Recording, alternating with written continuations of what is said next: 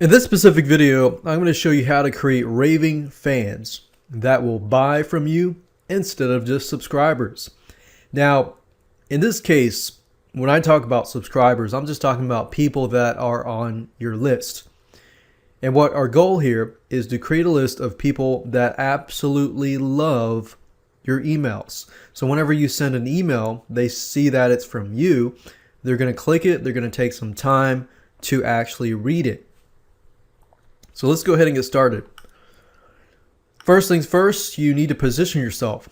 Your subscribers will be attracted to you depending on how you position yourself or introduce yourself. So when they subscribe onto your list, you need to position yourself right then and there. And what I mean by that is this: are you there to help them, or are you there just to sell to them? And even though helping people sounds really good, you can still help them through what you sell them.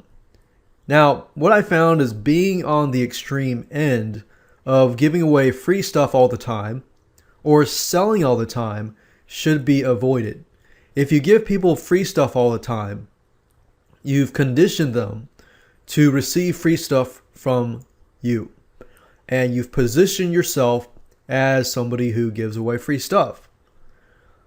Now, if you sell to them all the time, then they're going to think, how are you helping me? But as long as the products that you are selling relate to possibly helping them, that might be good as well. But in terms of creating raving fans, you need a balance.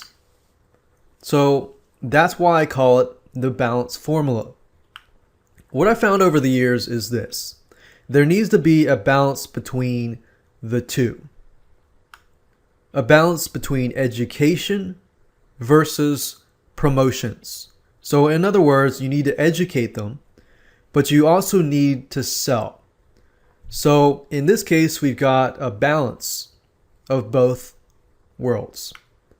For example, the first half of the week, or whatever half that you choose, you could help educate your list on a certain topic that could help them.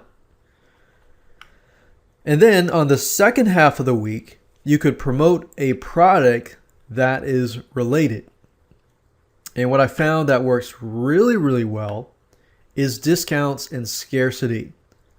So if you teach them about a subject matter and you just teach them that's it, then that's kind of to the extreme. Or if you just sell them about a certain topic and that's it, then that's a little to the other extreme as well.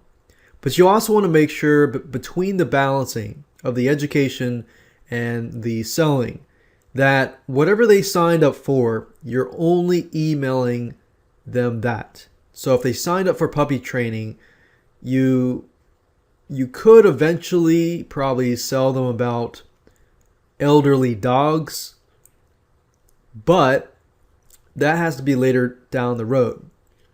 And you have to be careful about that, because somebody who wants puppy training is probably not interested in elderly dog training. So you want to make sure that you balance it, but keep on target. Now let's talk about discounts and scarcity. What works even more is if you teach them a subject matter and you promote something that is related, but you take it one step further and you find somebody with a related product. You approach them, you say, hey, I've got this list. It converts really well in terms of this product, and I just taught them about this subject matter, and your product relates to it. What I found is you approach these sellers and you work out a deal, even if it's 50%, 40%, or 30%. Just ask 30% for 48 hours. If you constantly do this on a consistent basis, even if it's once a month, I found that this works like crazy, because people feel like, wow, okay, I'm learning something that's useful, but how can I apply it? How can I get something related to it? So they're already thinking about that.